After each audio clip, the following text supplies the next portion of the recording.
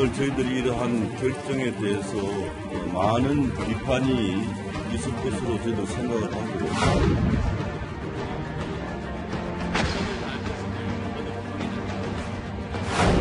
참 낡은 정치의 전형을 보여주는 것 아닌가 싶습니다. 그러고 나가라. 이건 뭐 정치의 ABCC 운동 부르는.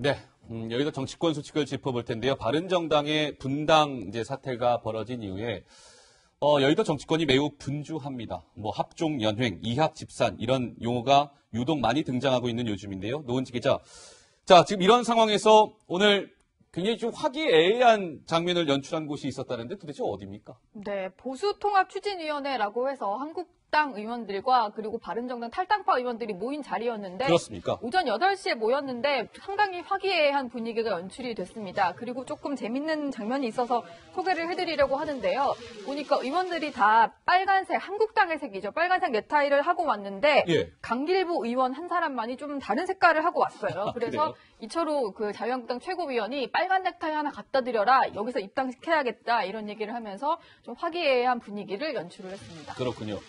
자, 이런 상황에서 강병규 기자, 내일 홍준표 자유한국당 대표가요, 이제 바른정당에서 탈당해서 한국당에 복당하는 그 의원들을 위해서 환영 만찬까지 뭐 준비를 했다고 하는데, 어떻습니까? 지금 당내 상황이? 예, 일단 내일 복당을 하고 이제 홍준표 대표가 이제 복당 행사를 당사에서 화려하게 하겠다라는 식으로 이제 예고를 했는데요. 자, 이제 이 입당의 전제 조건이 사실 이제 친박 청산이었잖아요. 박근혜 전 대통령이 출당된 이후에 이제 입당을 하게 되는 건데 네. 친박계에서 좀 반발이 나오고 있습니다. 그렇군요. 김진태 의원 같은 경우는 SNS에 이렇게 말했습니다. 뭐라고 얘기했습니까? 서청원 의원 그리고 최경환 의원은 책임 정치 차원에서 물러나라고 하면서 이제 김무성은 책임 안 져도 되나라면서 오히려 김무성 의원을 그러니까 박근혜 정부 시절에 이제 당 대표도 지냈고 했던 김무성 의원을 오히려 이제 발목 잡기 혹은 좀 끌어들이는 그런 이슈를 계속 생산해내고 있습니다. 그렇군요. 네, 지금 바른정당이랑 한국당 얘기에 이어서 민주당과 국민의당 간의 통합론도 나오는데 보수 재편 시나리오가 이러면 상당히 복잡해지는 거 아닌가요?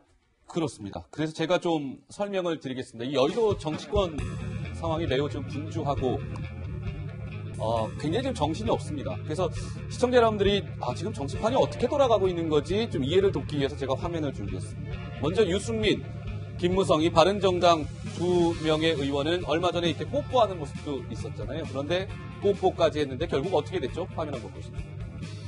자, 김무성 의원을 이제 주축으로 하는 9명의 의원이 바른당을 떠나서 한국당하고 이제 손을 잡게 됐습니다. 오늘 탈당계를 제출했고 내일 복당이 이루어지게 되고요. 홍준표 대표와 김무성 의원, 한국당에서 이제 한 지붕 이 식구가 됐는데 이런 것 같아요, 제 생각에는. 이 두 사람이 당분간은 아마 전략적 제휴관계를 이어가야 돼요. 왜 그럴까요? 이른바 친박도 아니고 진박도 아니고 이제 잔박이라는 표현이 등장했죠. 남아있는 친박들. 이 잔박 청산을 위해서 전략적 제휴관계를 아마 이어갑니다. 그런데 다음 화면 보시죠. 자, 국민의당도 요즘에 참 시끄럽습니다. 국민의당 하면 안철수 대표와 박지원 의원 아마 생각하시는 분들 많으실 텐데요. 그런데 좀 생각이 다른 것 같아요, 두 사람이. 안철수 의원은 시청자 여러분들 예상하시는 것처럼 대통령이 꿈입니다. 근데 박지원 의원은 어떻습니까? 지금 전남지사 내년 6월 지방선거에서 전남지사 출마를 선언했죠. 호남 정치를 수호하고자 하는 거죠. 그러니까 두 사람의 속내가 다른 겁니다. 좀 더 한번 들어가 볼까요? 다음. 자, 그렇다면 이 국민의당을 중심으로 한번 생각해 보겠습니다. 화면 주시죠. 자, 지금 이 더불어민주당에서는 우상호 의원과 서른 의원이 자, 우리 이제 국민의당하고 이쯤 됐으면 손 한번 잡을 때가 되지 않았습니까? 라는 목소리를 내고 있다는 거죠. 왜 그럴까요? 이 바른당에서 한국당으로 의원들이 흡수가 되면서 지금 자유한국당 몸집이 점차 커지고 있습니다. 민주당하고 의석수가 5석밖에 차이가 안 나요. 그러니까 위기감을 느낀 더불어민주당은 국민의당의 이른바 보겠습니다. 안철수 의원 대표와 사이가 좋지 않은 비안철수계 의원들이 더불어민주당에 합류하기를 내심 원하고 있는 것 같습니다. 왜 그럴까요? 원내 일당 자리를 붙이기 위해서 아니냐, 이런 해석이 나오고 있는 거고요. 다음 화면 주십시오. 그렇다면 자, 바른당의 지금 남은 이 자강파의 대표 유승민 의원과 이 여전히 지금 통합을 외치고 있는 안철수 대표 간에 유승민 의원과 안철수 대표가 마이웨이를 외치고 있는데 이 두 사람이 그러면 플러스 손을 잡는 거 아니냐, 이런 해석이 나오고 있다는 거예요. 자, 노은지 기자, 먼저 유승민 의원과 안철수 대표가 손잡을 가능성 실제로 있습니까? 제가 일단 제 생각을 말씀드리기 전에 이분의 얘기를 먼저 좀 소개를 해드려야 될 것 같은데요. 국민의당에서 안철수 대표와 각을 세우고 있는 분이 있죠. 이상돈 의원의 얘기입니다. 이상돈 의원은 이렇게 얘기를 하더라고요. 바른정당 분들은 이미 안철수 대표를 아마추어다, 이미 정치적으로 종친 사람이다, 이렇게 보고 있다라고 하면서 가능성을 낮게 봤습니다. 그렇군요. 그런데 저는 출입을 하면서 여러 번 겪었던 두 정치인을 생각을 해봤을 때 어때요? 두 사람이 좀 결이 맞는 부분도 있고요. 그리고 이제 안철수 대표, 유승민 의원이 정책 연대를 하겠다고 하면서 두 정당에서 이제 함께 하고 있는 포럼에 참석을 한 적도 있습니다. 그리고 여러분 기억을 하실 것 같은데 안철수 대표가 사드 배치에 대해서 찬성 입장을 밝혔다가 당내에서 한번 궁지에 몰린 적이 있었는데 그랬었죠. 사실은 유승민 의원 같은 경우는 개혁 보수 그리고 안보에 있어서 보수관이 확실한 사람과는 같이 갈 수 있다라고 얘기를 하고 있거든요. 예. 그렇기 때문에 뭐 이상돈 의원의 말도 일리가 있지만 좀 가능성은 열어두고 지켜봐야 되는 거 아닌가, 저는 그런 생각이 듭니다. 알겠습니다. 그래서 오늘 안철수 대표가 귀국한 김에 뭐 이런 얘기를 할까 했는데 오늘은 한마디도 하지 않더라고요. 그렇습니까? 네, 다만 어제 귀국길에서 취재진과 만나서는 좀 정면 돌파를 하겠다 하면서 자신감을 드러내기도 했었는데요. 예. 목소리 한번 들어보시죠. 어떤 이야기가 당과 국가를 위한 것인지 아니면 분란을 위한 것인지 다 압니다. 당을 위한 것 그리고 국가를 위한 것이면 귀를 기울이고 열심히 그 일을 하기 위해서 노력하겠습니다만 분란에 대해서는 그렇게 대처하지 않겠습니다. 네, 안철수 대표 얘기를 들었는데요. 그러니까 제가 아까 큰 화면 통해 설명해드린 것처럼 여의도 정치권이 지금 굉장히 분주합니다. 그런데 보면은 이 부분은 어때요, 노은지 기자? 그러니까 민주당에서 아까 제가 우상호 의원, 서른 의원 같은 경우는 국민의당 의원의 일부 의원들이 더불어민주당에 합류해 주기를 바라고 있다. 정치권에서는 이런 얘기도 나옵니다. 10명 안팎의 국민의당 의원이 민주당으로 갈 수 있지 않겠냐, 이런 관측도 나오는데 이건 어떻습니까?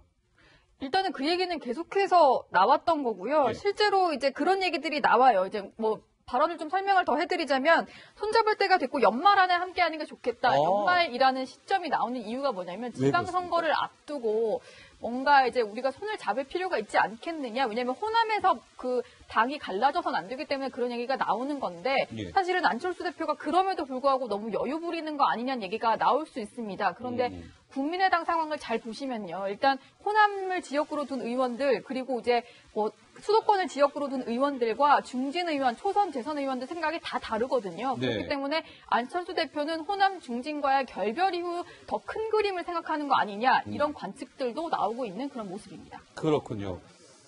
그러니까 이것도 굉장히 좀 이제 중요한 부분인데 지금 민주당 의석수가요, 시청자 여러분, 121석입니다. 근데 국민의당에서 만약에 10명의 국회의원이 오면 민주당 의석수는 131석이 됩니다. 자, 지금 한국당 같은 경우는 9명이 이제 바른당에서 오기 때문에 116석입니다.